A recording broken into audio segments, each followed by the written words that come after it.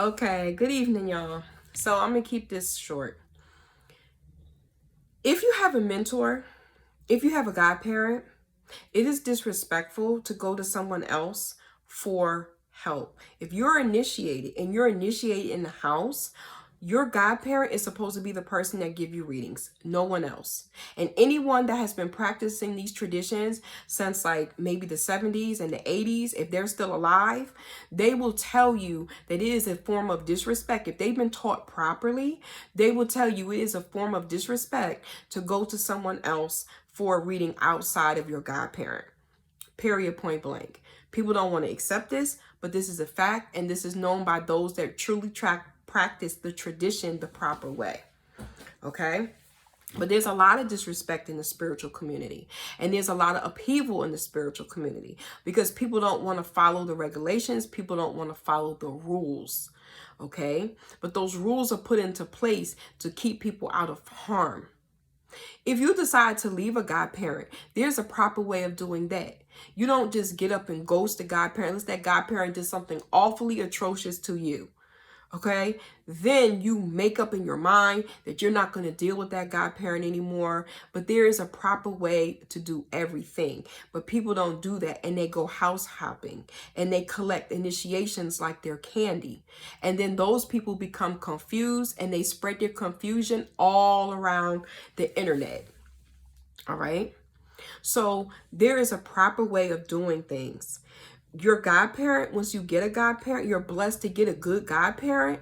It's good to give your godparent, I was taught when you go to your godparent's house, you bring them a little something. If they like coffee, you bring them coffee. If they like cigarettes or chocolate, if you have a madrina and she likes perfume, you bring them something every now and then, or when you're coming to visit them, depending on how often you see them. But you bring them a little something as a little gift because they're putting themselves in the way for you all the time, even when you don't know it.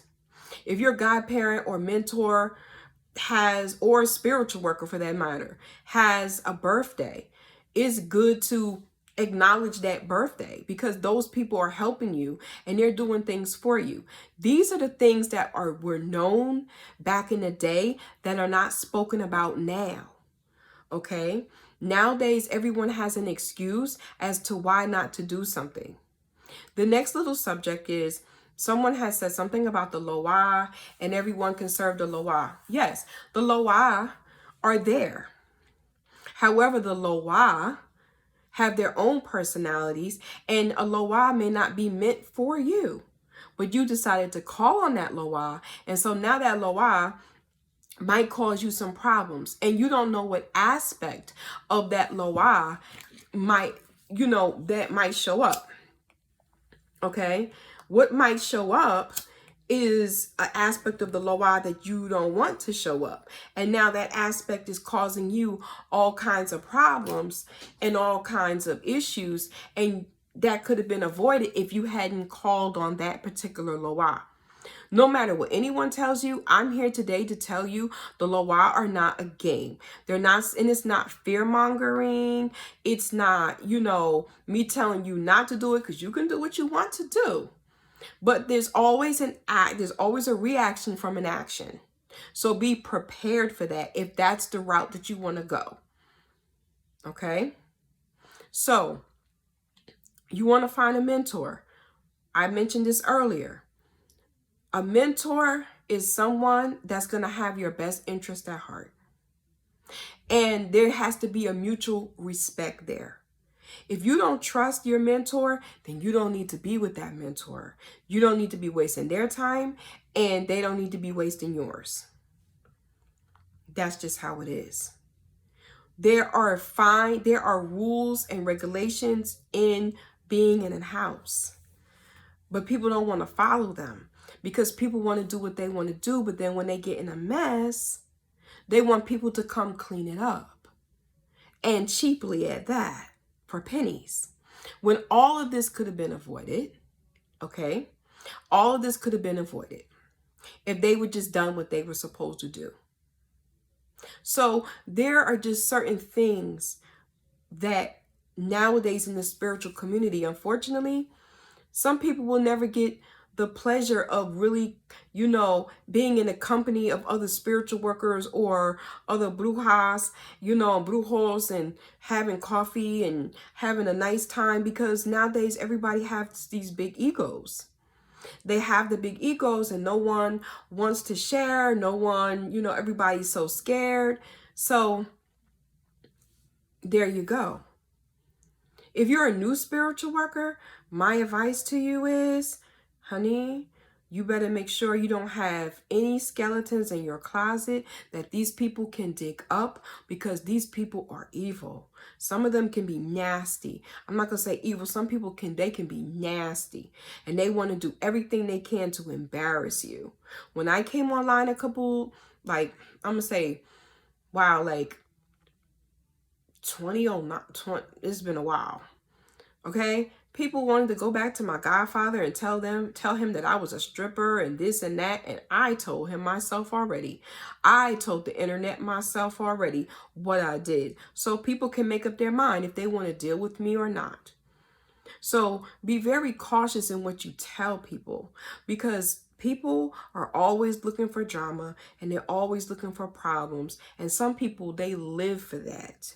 Because they're miserable within themselves. There's something missing within their own selves. So they have to make other people's lives miserable, and they live for it.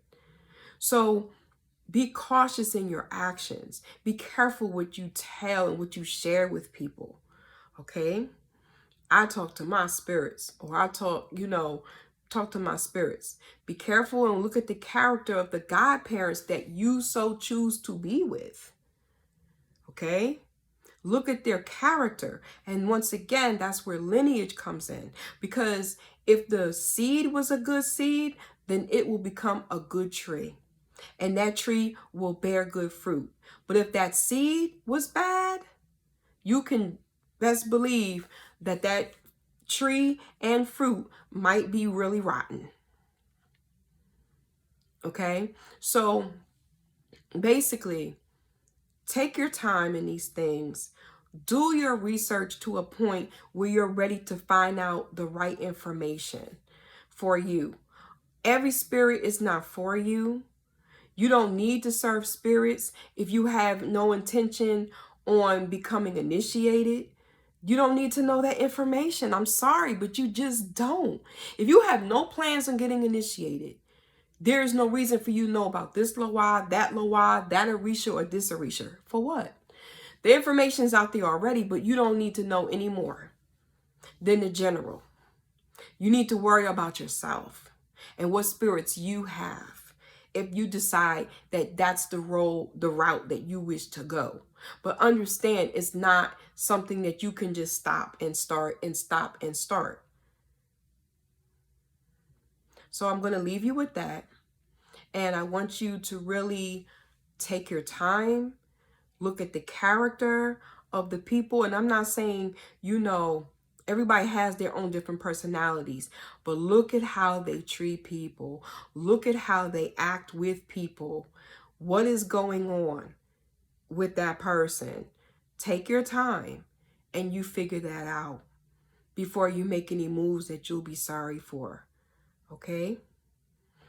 Be careful of the houses that you decide you pushing to join.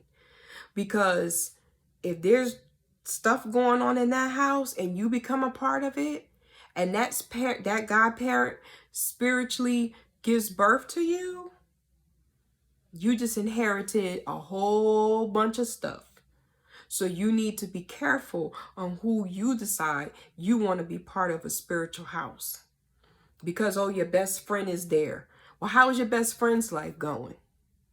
Or your cousin is there. How is their life going?